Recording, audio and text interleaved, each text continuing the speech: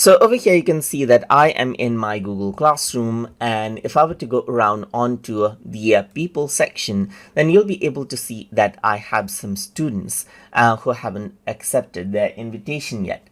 So as a student, if they want to go around and join into the class, they need to check their Gmail inboxes like this over here, which gets them an invitation link to the Google Classroom. So once they go around onto their inbox, they can go around and click on join class. And what happens is that it opens up this space right here, just like this. And it says you have been invited to join general computing class right here. And you're signed in with this particular account. So I'm just going to go around and click on join right here. And once you do that, what happens is that the invitation will be accepted, and then the student will have access to the classroom right here.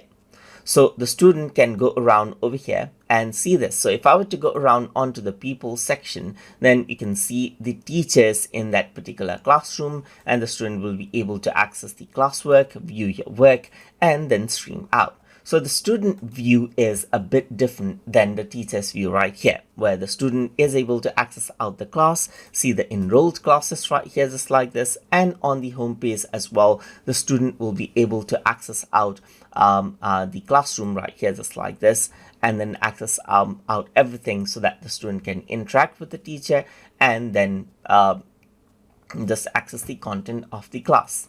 And if I were to go around over here and refresh over here on my teachers end right here, then what happens is that the student will be shown active, just like this, as you can see right here. So this is how you can go around and track the student process. And if I were to click on this, you can see this option for that particular student right there.